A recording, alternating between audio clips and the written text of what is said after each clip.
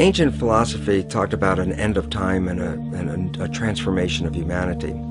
And while they could tell us about when this might occur, they really didn't underline why it would occur. Now we know why we are facing our imminent extinction on this planet and coming to those prophecies and making them real. And that is this. We base our world on knowledge. Knowledge is power. Lack of knowledge is lack of power. Well, the knowledge that we've been operating with for many centuries, and the last couple hundred years specifically, the new scientific knowledge, is not actually found to be valid today, which means we've been operating from misperceptions, misbeliefs about the world comes. Well, the idea is very simply this: if you don't understand, if you have a misperception of the world, it can kill you. And so the significance, I'll give a simple example, is that if we had an anorexic person standing right here, and you and I looked at this anorexic person, we say, well, this person's near death, skin and bones. And we should ask them, what do they see when they look in the mirror? They say, well, I look in the mirror, I see this overweight, bloated person. And so they have a misperception. And what does the misperception lead to? It causes their brain to send chemistry to their body to reduce more weight. And because of a misperception, they're going to kill themselves.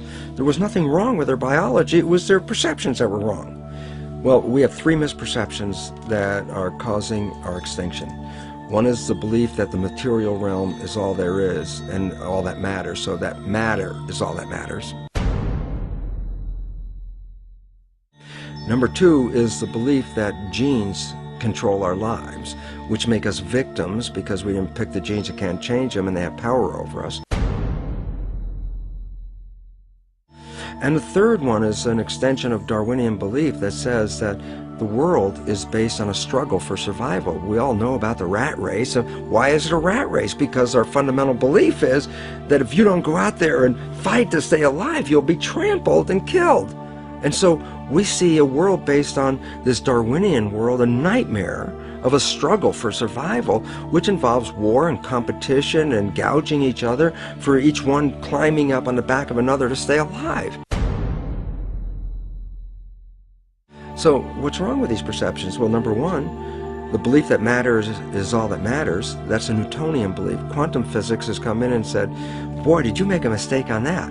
It's not the physical matter that's most important, it's the invisible stuff you can't see, because it's the invisible fields, the energy fields, that shape matter in the same way that a magnet can cause the shaping of iron filings. So if you look at the structure of what's going on in here and blame it on the structure, no, you missed it. It's based on the invisible. But the biggest part of contribution to that invisible from us is our mind. Our minds are shaping the world. So whatever we believe is like a magnetic field that shapes our biology and our life to conform to the belief. So it says, wow, if that's true, then all of a sudden we should put more emphasis on the mind than on the body part. And that if we change our beliefs, then we can save our world. Myth number two was that genes control us, the belief of a victim. Again, cancer's in my family, what can I do about it? Might as well enjoy my life now. And all of a sudden we become irresponsible. Why? Because I said, well, if I can't control it, why do I care? And then irresponsible nature leads us to the extinction as well. The new science says, no, genes don't control your life, your mind controls your life. That your mind, acting through a new thing called epigenetic control, a new mechanism by which the environment or the perception of the environment controls our genetics, is what controls our heredity. And all of a sudden it says, well, then it means if you change your mind or your perception, then you change your biology. And the answer is absolutely. So you're a master of your life rather than a victim. And the third one that says, get all the matter you can, take it from the earth, rape the planet, gather it all in your yard because that's a measure of your success. Turns out, no, it's not. And the competition you use to gather all this matter is actually now found to be destructive, because evolution is based on a cooperation. When we look into the biosphere, it's all a balanced, harmonious community except for us, because our belief says it's a struggle. The plants and the animals behind me, they look at it as this is a garden for them. We're the only ones that are out of the garden by a misperception. Since perception controls life and misperceptions can kill you, then you recognize the fundamental misperceptions on which we base our civilization are the destructive elements leading to our extinction. And when the new beliefs come into the public, civilization will take a radical turn and move off into a new situation of thriving and harmony and holism. That's the dimension that we're going to. This is the end of the civilization of the old beliefs and the transition into the new one. It's really interesting when we look at the world right now. It's in crisis, and that really promotes a lot of fear, which then creates a worse situation because then we get into protection, shut ourselves down. So I think we should look at what's really going on in a different understanding. Cells are like people, and you have 50 trillion cells in you, so you have 50 trillion citizens, people inside of you. But imagine you were inside a caterpillar, and you were in there with millions and millions of other cells, and all the cells have jobs: digestion, respiration, muscle cells doing their thing. Everybody's got a job. Caterpillar's growing. Everybody every day at the end of the day go, wow, man, we were working today. This thing is building. The caterpillar's getting bigger and bigger. The economy in that caterpillar's growing. So you as cells inside, you don't see the outside world, you see the inside world of your universe of cells as workers and all that. And you're looking around saying, yeah, system is growing, economy's great, everything's wonderful. Then there's a point where the caterpillar reaches a certain size and things start to slow down. And all of a sudden when things start to slow down, there's like more cells than necessary for the jobs. Cells start getting laid off. Actually, what's happened. And many cells in this fear state actually commit suicide, which in biology is called apoptosis. They actually commit suicide because they look around going, oh, the thing's falling apart. Everybody's losing their work. It seems like it's coming to an end.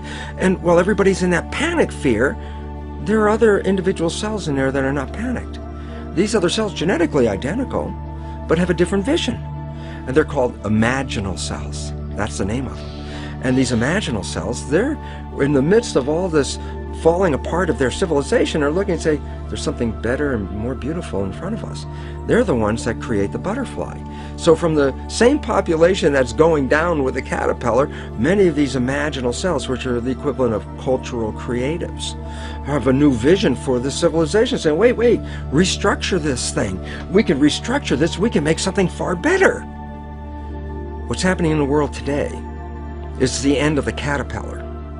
And the imaginal cells are making themselves known with new ideas, new visions, and new ways out, because there is a far better way out. It's not the end at all.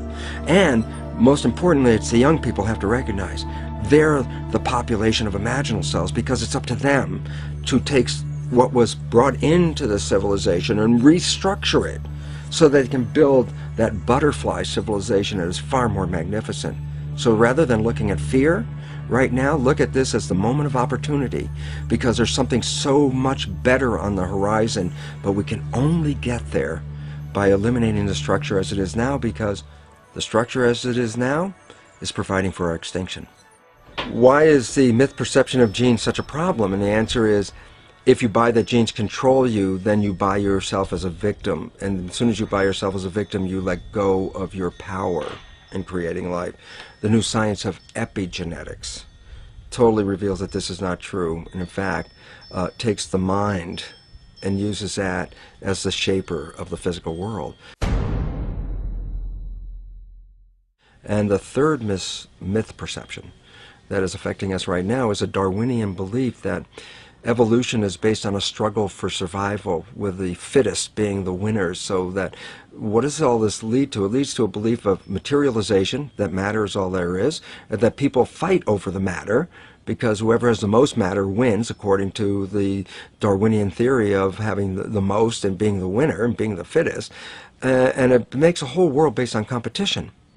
And the new science completely undermines that whole thing, because the new science says evolution is based on cooperation. And if you don't cooperate, then the whole thing is lost. What we're seeing right now is, with all the competition of each other destroying each other, wars, competing for material existence, raping the planet and tearing it apart to get some pieces of it to hold in your hands and say you won the game.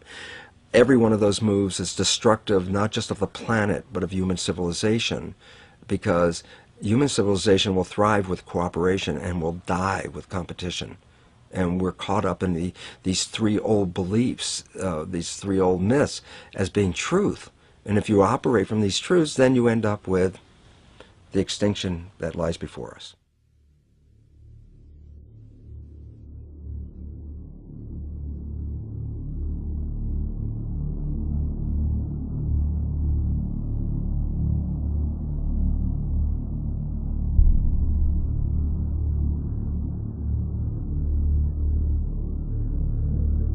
Nice to see you, Michael. Good to be here, Gary. This, I believe, calls into question Darwinian's theory of evolution. Is that correct? Yes, Gary. Essentially, that theory says that human beings like us have been around for about 100,000 years. And before that, you would have had only ape-man-like creatures. Before that, apes and monkeys. What we found, however, when we looked into the entire history of archaeology, my co-author and I did 8 years of research. We looked at every archaeological discovery that's ever been made, and what we found is that there are hundreds of such discoveries that indicate human beings like ourselves have been around for literally millions of years. You know, we had to do 8 years of research, translate papers from German, Russian. You referred to in India the Vedic literature? Well, yes. What is that? I was saying in the beginning that we do take our inspiration from these ancient Sanskrit writings of India. They're collectively called the Vedas. Among them are the Puranas. Purana is a Sanskrit word. It means history. Now, these histories tell of human civilizations on this planet going back millions of years. How do we know those are accurate? Well, that was our question too. Richard Thompson and I, we thought, well, if there's any accuracy to those statements, there must be some factual evidence to back them up. Now, when we looked in the current textbooks, of course, we didn't find any such evidence, but we thought, well, let's look a little bit further. And as I said, that led to an 8-year research program where we investigated every archaeological discovery ever made. And what we found is that, practically speaking, archaeologists and anthropologists have buried almost as much evidence as they've dug up. In other words... Or perhaps overlooked, cast aside? Well, yes, cast aside. And there have been some outright cases of suppression where people who have reported such things have had their careers ruined. We should never, I don't think, be afraid to investigate opposing points of view. This human person who looked like us, existed millions of years ago, did not evolve from an ape, as we are led to believe in the Darwin theory. Why has this evidence been suppressed, and what kind of evidence have you found to support this? Well, I'll give you a very good example. Now, one example from historical times is during the California gold rush days, miners were digging tunnels thousands of feet into the sides of mountains. Now, the rock in these mountains is over 10 million years old. So when they were digging these tunnels, they were finding human skeletons, they were finding stone spear points, they were finding mortars and pestles, hundreds of them at dozens of locations. Now, all these were gathered together, reported to the scientific world by J.D. Whitney, who was the state geologist of California. And he published a massive book about them by Harvard University. Harvard University was the publisher. Now, what happened to these artifacts? Why aren't they on display in museums? Why aren't our children taught about them in schools?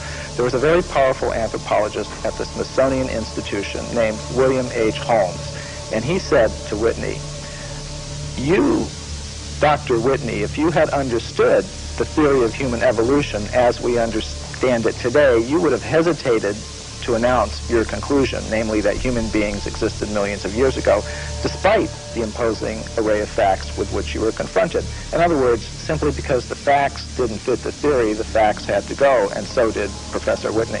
But back then I would imagine that they did not have the scientific procedures to identify the exact age of bones and matter that we have today. So can you be confident that this researcher was able to give a time for these bones that were found? Yes, we checked with the modern geologists about the age of the deposits.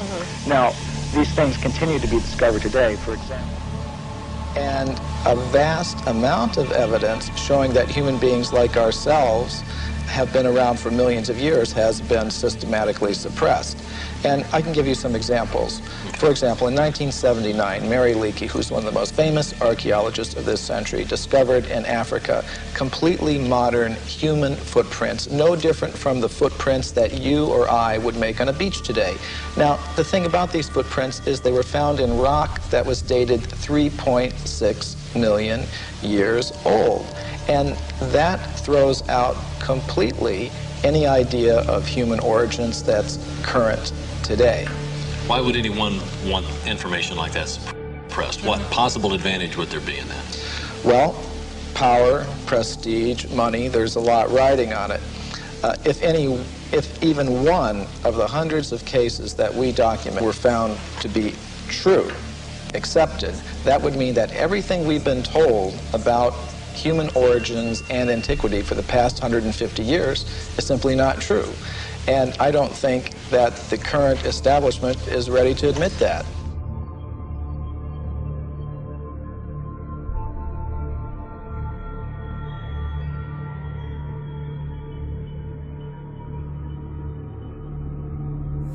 I think that scientists find it harder in some ways than many other people, you see, and some other people, because there's still a strong commitment, even perhaps partly unconscious, to the old atomistic worldview. So what you're saying is that science has shown us something that scientists do not want to see? Well, they have become so used to the way of seeing it that they don't want to change it. You see, they feel uncomfortable about changing it, and they feel there's no reason to change it. Many of them, they say, well, we're doing so well now, why should we change it? In one sense, it looks as if we're doing very well, you see, but if you look at the broader view, it looks very dangerous.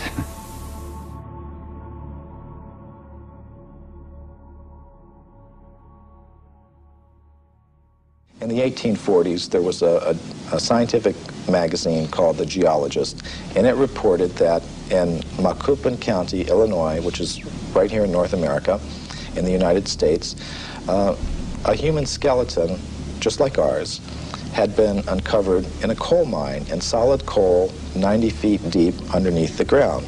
Now, Richard Thompson and I were able to discover from the reports exactly where that occurred.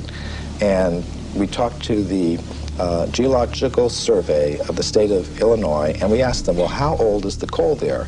And it turned out it was 300 million years old, which means it's older than the Jurassic, that word that everybody knows now, that refers to the dinosaurs. In other words, it was older than the age of the dinosaurs.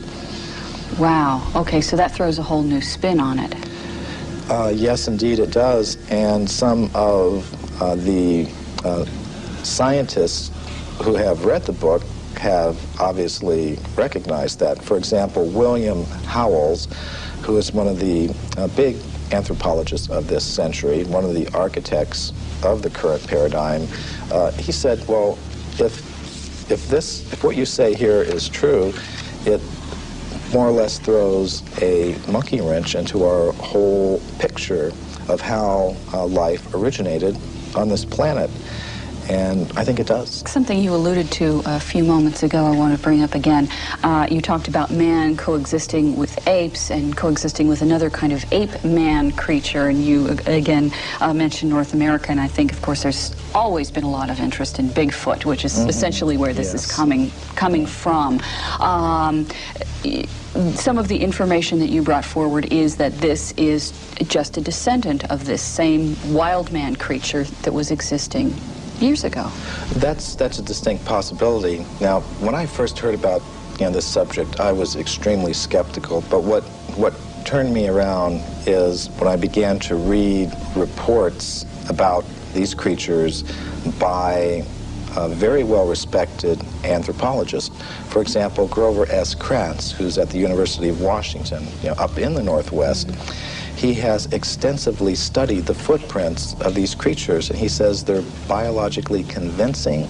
There is no possible way that they could have been hoaxed, and he's pretty well convinced that these creatures do exist. So that's the sort of thing that convinced me that there is a very good chance that they're there, and from the descriptions of these creatures, they seem to match very well some of the descriptions that we get of the ape-man-like creatures that supposedly existed millions of years ago.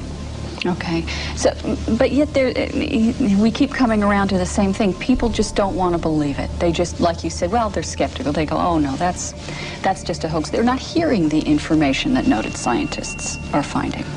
Well, all we really wanted to do in our book is put the facts on the table, all of them, not just the facts that you will see in the current textbooks, but all of the facts that are relevant to this whole subject, and let people draw their own conclusions. One of the questions I first came up with when I was reading the book that you did answer in the book that I'd like you to explain was that I said, well, gee, don't we have all these machines now that can look at the footprints or the bones or whatever, and that will just tell us how old it is? Oh, this is a very common perception. We have such faith in technology and those who employ it that when we hear about things like carbon-14 testing or potassium-argon testing, we think it really is a very simple process, almost like you pop something in the microwave and boom, it comes out. It's not like that at all. These are very complicated procedures. What I found in practice is that scientists may run several tests on the same piece of bone. Some of the ages will be very great, some very small, and they will tend to pick the date to publish in their scientific literature that most fits the idea that they start out with about how old the fossil should be. Now that often happens.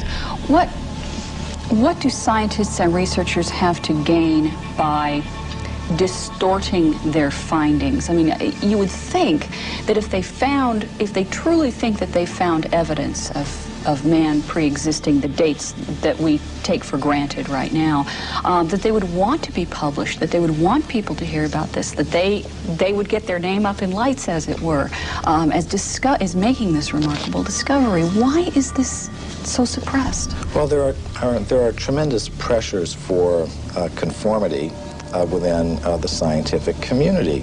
For example, for every academic post that opens up, every professorship that opens up in an American university, there are generally hundreds of applicants.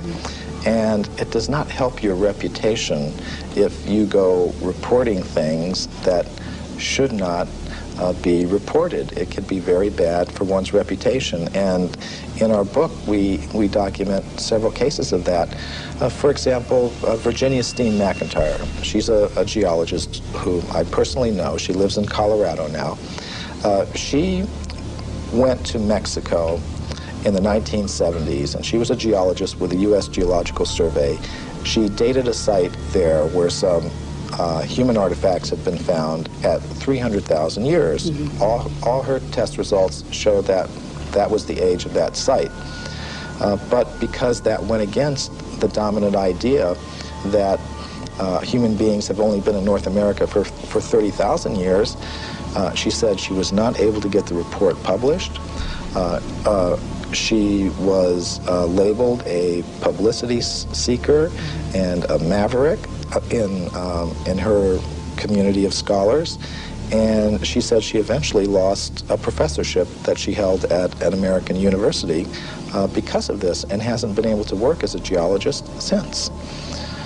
Now, this is not the normal picture that we have of how science works, but unfortunately, these are the sorts of things that can happen, and these are the sorts of pressures that can be applied in order to keep a certain view intact. So what do people need to do now? They apparently, we need the public to open their minds up a little bit more to alternative ideas to what we've been taught. Well, I think one thing we need to do is develop a little bit more of a healthy skepticism towards pronouncements from spokespersons from the scientific community. Just as we've learned not to accept without question every pronouncement that may come from the press secretary of a politician or the public relations office of a corporation. We may want to dig a little further, keep an open mind, have some healthy skepticism, and I think perhaps we've placed spokespersons from the scientific community on a little bit of a pedestal, and we may need to give them the same sort of treatment that we would give to spokespersons from other other groups in society. Let's just put the facts on the table and look at them and see how they've been dealt with. It shouldn't matter, you know, what your motive is. It's like bowling. If you bowl a strike, who cares if you're doing it for this reason or another? I mean, facts are facts. Now, the facts that we've uncovered... Well, we know statistics can be distorted for whichever way someone wants them to be distorted. We know that. Right. You and I could take the same statistic and change it around and make it look different. So let's look at them. You have talked in terms of the fact that scientists don't cheat. That's a myth. You say there's actual cheating going on. Oh, that's very well documented. For example, the Piltdown case is a very famous case that documents that. Now, what that has to do with is early in this century, there was a purported discovery of an ape man in England based on a skull and a jawbone. And this Piltdown ape man, was in the science textbooks for about 40 years. And then suddenly it was revealed that the British Museum had tested these fossils and determined that it was a very elaborate hoax.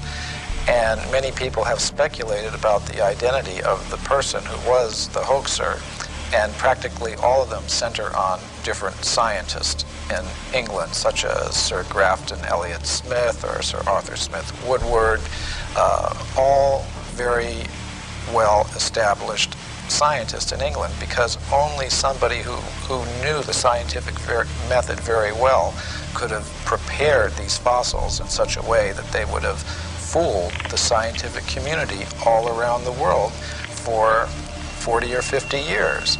So some scientist who wanted to perhaps give some evidence in favor of evolution, because there's not very much of it, invented this ape man, and in a very sophisticated way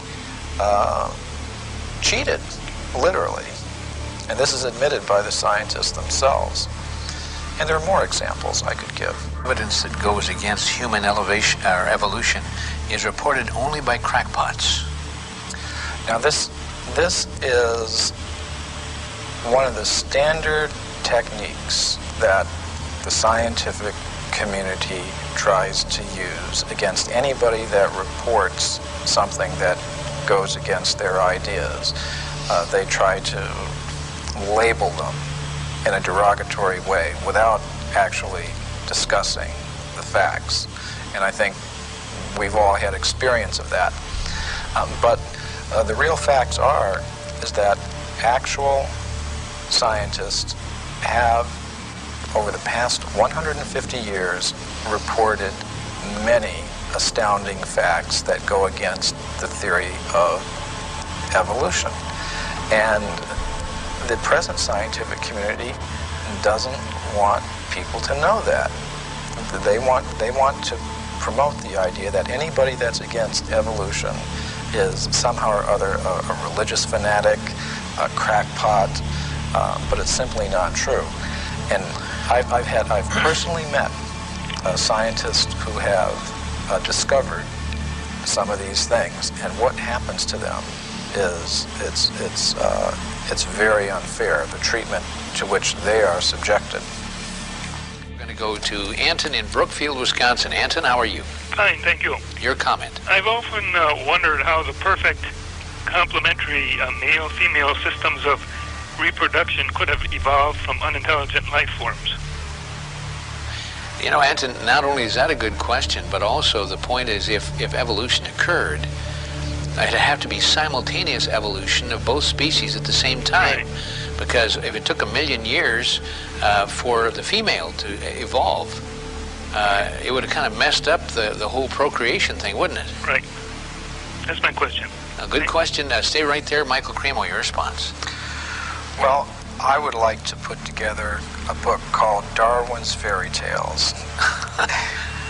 And I think that would be one of them. You can just look at so many examples of complex structures and behaviors in different creatures, whether it's how the spider learned to spin its web, or how our human reproduction system came about, or any of these things. They're a complete mystery. They're not explained even theoretically by the evolutionist, and what they do is, when they want to explain anything, they just wave their magic wand and said, it happened by evolution. And that's why I call it Darwin's fairy tales.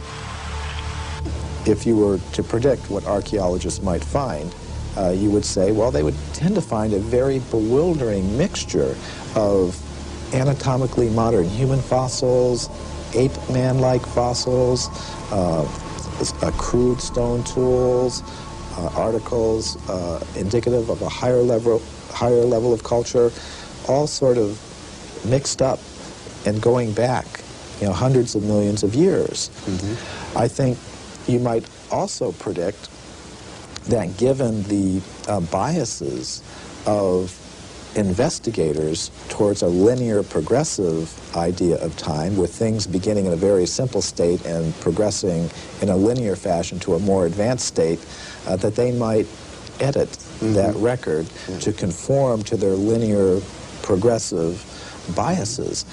And indeed, both predictions we found in our investigations do come true. You actually do have that very bewildering, mixture of advanced artifacts and bones mixed up with more primitive ones, going back hundreds of millions of years. And you also do find a very systematic editing of this record to conform to a linear, progressive, you might call it evolutionary view of things, which is quite amazing. Of course, if we have this sort of cyclical picture, circular picture of things, much of conventional science will need to be readjusted. There's still a strong commitment, even perhaps partly unconscious, to the old atomistic worldview. So what you're saying is that science has shown us something that scientists do not want to see.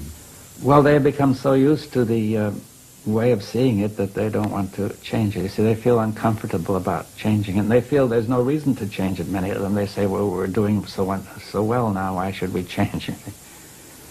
In one sense, it looks as if we're doing very well, you see, but if you look at the broader view, it looks very dangerous. Now, many people are talking about this new worldview that's coming up these years. Do you see a new worldview coming up in the Western world? Well, in a certain part of the Western world, yes. I think a worldview in which there's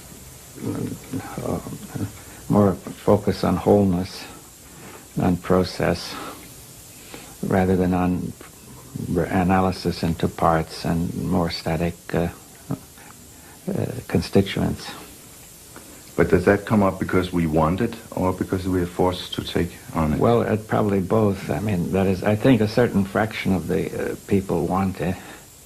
Perhaps they're tired of the old one, they don't feel it's working. And also there's some evidence for it, I think, especially in physics, and probably in other sciences as well. The evidence in physics comes partly from relativity and partly from quantum theory. Or perhaps more from quantum theory than relativity.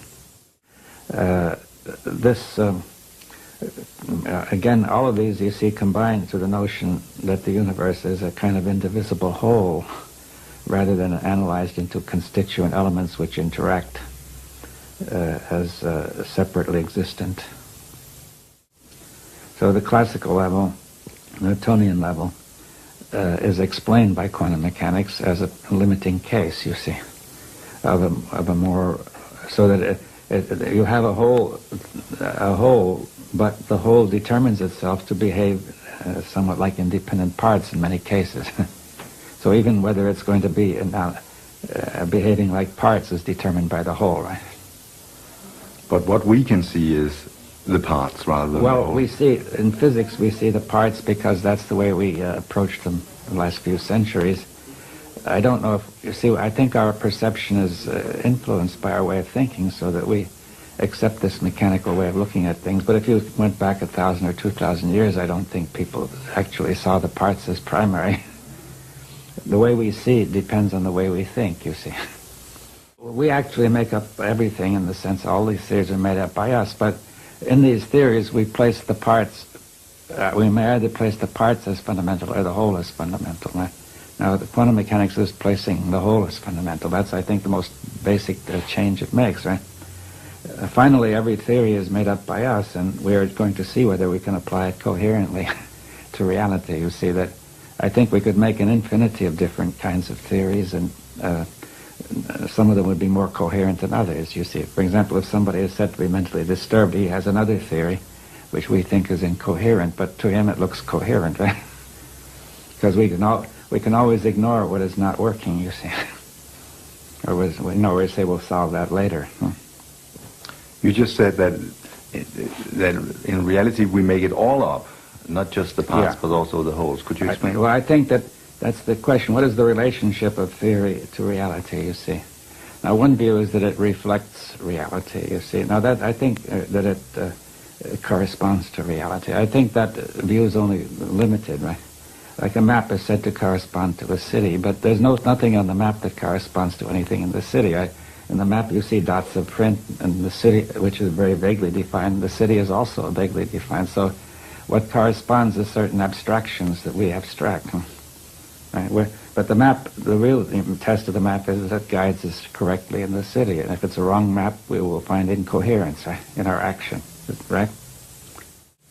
Now, you see, so therefore we make it all up, but the question is how coherent is it when we try to make it work? You see, that's really the key. Some theories are more coherent than others, but it's often hard to tell, because when we come to a theory as broad as a worldview, we find it very hard to detect incoherence, because the worldview tends to state that things that don't fit are irrelevant, or else says we're going to get them in order later. We haven't solved that problem yet. So incoherence can easily be not noticed, right? But if people are and also people would like not to have their worldviews questioned, because they have got used to them and feel comfortable with them. So therefore it's very hard to question a worldview.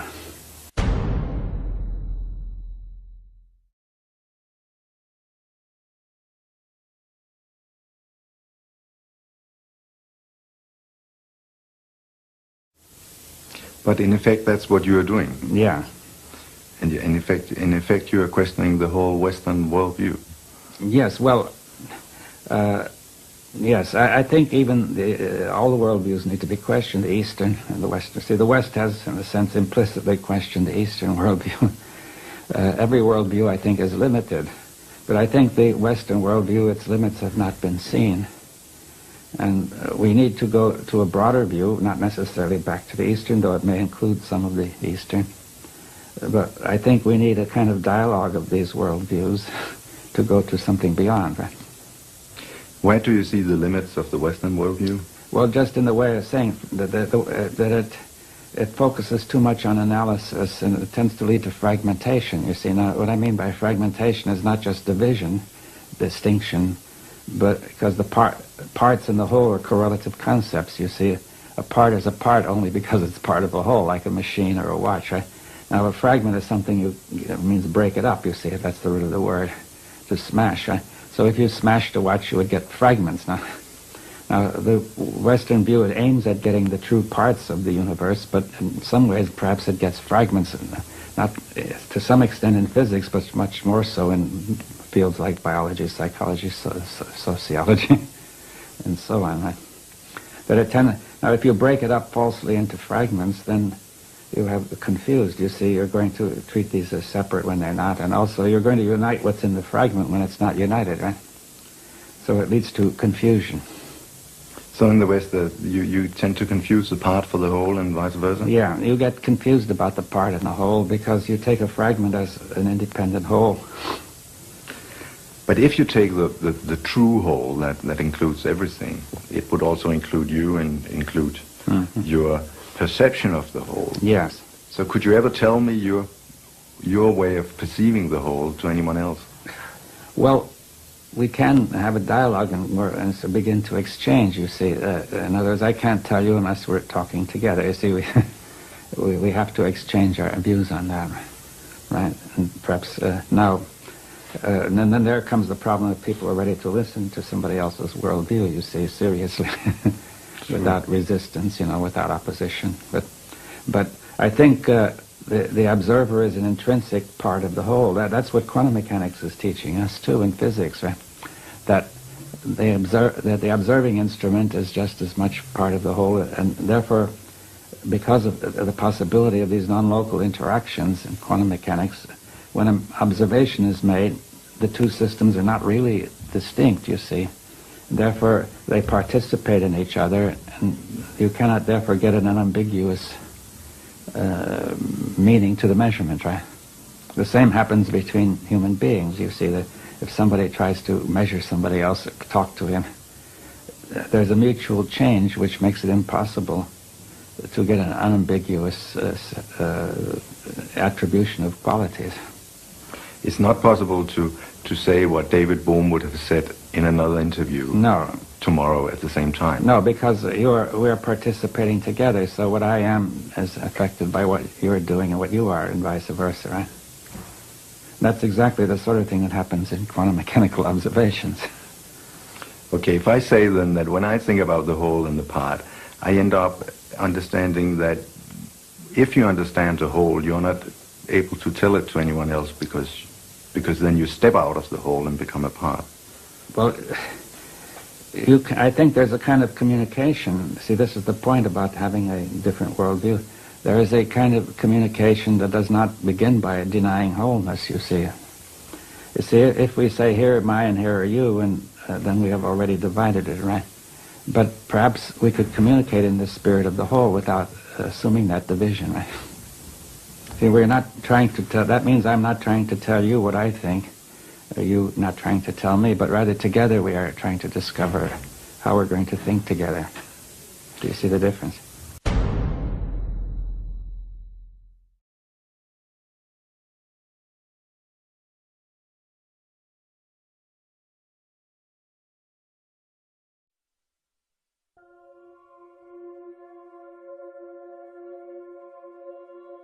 So you eventually became a biologist. What did you actually learn then? Well, it was interesting because I became a biologist, a developmental cellular biologist. I'm working on cells, of course, and in my graduate work I was cloning stem cells. And it's interesting because a lot of people think stem cells are something brand new that just came into this world recently, and the fact was I was cloning stem cells back in 1967, 40 years ago. And the significance was, while I was doing this research, I was also teaching medical students. So I was teaching medical students the foundation of how cells work, the conventional story out of the textbook, genes control life, what we call the genetic determinism, the belief that genes control your traits, behavior, your physical characteristics, etc. And what my research revealed when I was studying the stem cells was this, very profound. I put one stem cell in a petri dish all by itself, and it would divide every 10 to 12 hours. So it'd be 2, 4, 8, 16 cells, 32 cells. After about 2 weeks, I have thousands of cells in the petri dish, but what was unique? They were all genetically identical. But then I did the experiment. The experiment was to take some cells out of the dish and put them into a separate dish with a different environment. Okay. And so the environment is a culture medium, but the culture medium to cells is like the world that we live in. It's got the air, the water, the food, all the things in it. So I take the cells out of my stem cell dish, put them in a separate dish with a different environment, and the cells form muscle. But then I went back to the same dish with genetically identical cells in it and took some cells out and put them in a different environment, and they form bone. And then I went back to the same dish with genetically identical cells and put them in a third petri dish with a different environment, and they form fat cells. And there I was confronted with this reality. All the cells are genetically identical, but they had different fate, fat, muscle, bone. And I said, simple question, what controls the fate of cells? And the answer is the environment. It was the only thing that was different because they were all genetically identical. So I started to really say, oh my goodness, here I am teaching genes control life to the medical students. And yet the cells were revealing to me that, hey, they all had the same genes, but it was the environment that I put them in. And so the environment controlled their life. And a very simple experiment that is very profound for us today is, if I took my dish with plastic petri dish with cells in it and moved it from a healthy environment to a less than healthy environment, the cells get sick. And if I were a doctor of cells, you might say, well, what kind of drugs would you give these cells? And it turns out, no, you don't give the cells any drugs. You just take the dish from the bad environment, put it back into a good environment, and the cells will innately, naturally come back to health again. So, how did this realization impact you at the time? Because you were teaching something completely different. Yes. You did this experiment and you realized what you were teaching wasn't the full truth. Oh, absolutely. And then I had a problem with my colleagues because, first of all, they doubted my work, and then I brought them into the experiments and I had them observe them, watch them, and they all said, wow, yeah, the environment controls the cells. But they wanted to marginalize it, so they would say, oh, that's an exception or an anomaly because we're teaching genetic control. It didn't fit the story.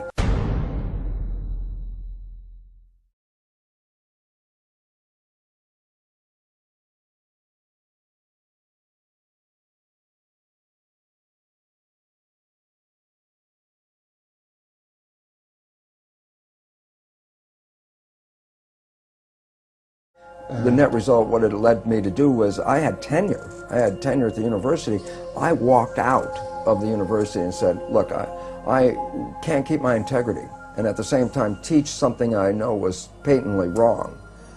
So I walked out because I saw that teaching the belief that genes control life was very, very incorrect. And it's very interesting because I did that in 1970. Now that's like 30, 40 years ago. And guess what? The new science that is just coming into the forefront of our world today is something called epigenetic control. What I was teaching was genetic control by genes. The new science, which is now coming around, is called epigenetic control. And what that means, you understand the prefix epi means above. So you say epidermis, that means the layer above the dermis skin. If I say epigenetic control, literally it says control above the genes. And this is the new science. And why is it profound? Because when you teach genetic control, you teach victimization. You didn't pick the genes as far as we know. The genes control your traits. You can't change the genes, so you become victimized by your heredity. And the new science, epigenetic control, reveals how your response to the environment. As you change your response to the environment, you change the fate of your cells, just like in the Petri dish.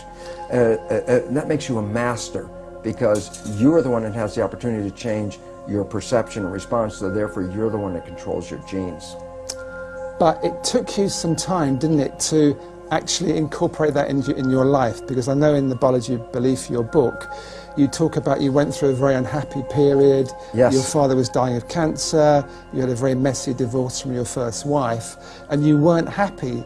And you thought at that point that actually your genes did influence, and you had unhappy genes. And it took you some time to actually realize that in your life you could change things. Yeah, it was very interesting because, again, I was still coming from the programs of my own deep beliefs, which I got from childhood on, about genetic control. And yet, it was funny because I was at that point also going out and beginning to talk to people about this new science, about if you understand what I'm talking about, you can create this fabulous life. And it was fun because in the beginning I would try to get people together and I'd tell them, you can create this fabulous life, and they'd sit at me and look and go, you know, Lipton, for a guy who says you can create a life with this stuff, your life doesn't look that good. And essentially I almost said, fortunately I didn't say the words, but I essentially said, well, do as I say, not as I do. And that was the opening point that said, oh my God, I can't just talk about the academics of the new science. To make it work, you actually have to apply the principles of the new science. And that was a change point in my life where I said, well, I'm not going to lecture on this unless I verify to myself that by influencing my personal beliefs and attitudes and things that I can change my biology. And it was wonderful because it only took just a short time to realize how I manifest profound changes in my life by taking in the understanding that how I see the world, my perceptions, control not just my internal biology and my genetics and behavior, but it controls how I create in the world around me.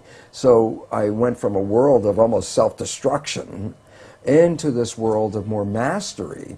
And the most exciting thing is I found since that time that I absolutely live in heaven because I've created a life. Let's look at practically how you did that, just so people pick up a few clues.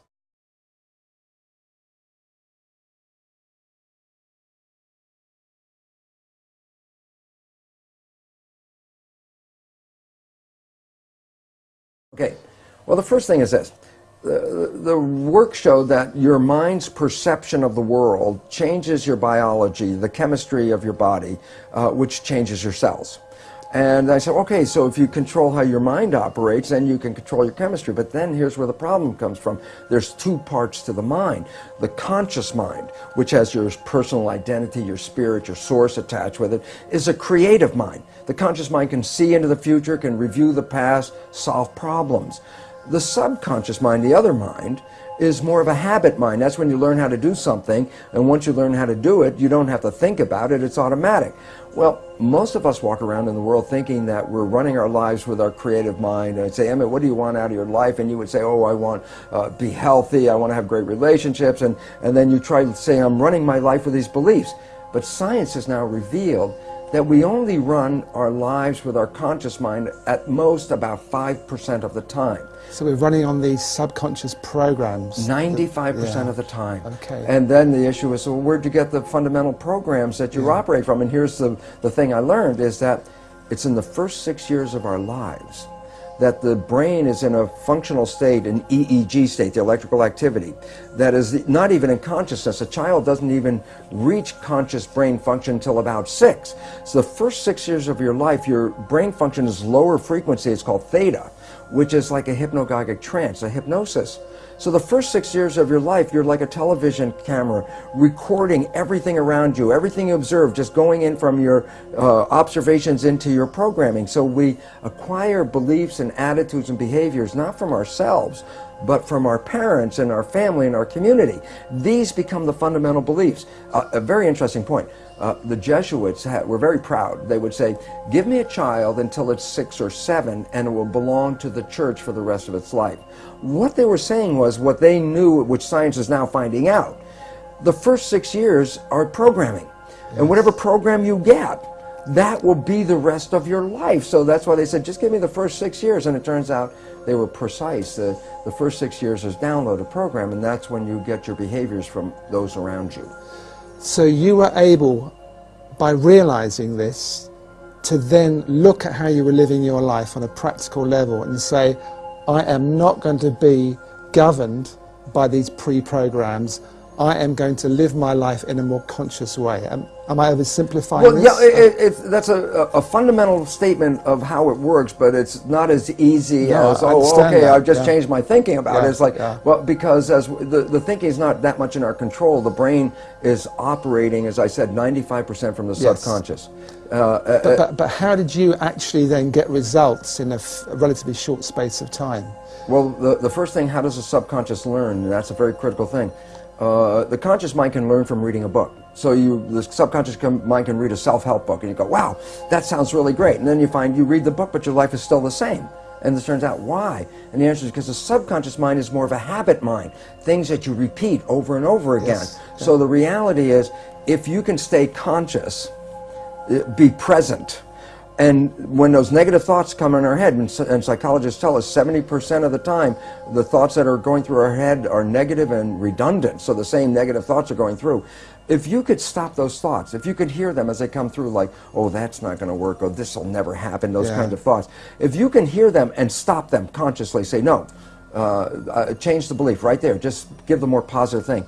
As you repeat this more frequently and you keep repeating it, the subconscious mind begins to learn. So as a habit, if you stay conscious, and you have to work at it, and here's why people say, well, how come only 5% from conscious mind, 95% from subconscious? Because the conscious mind can think into the future and think into the past and solve problems.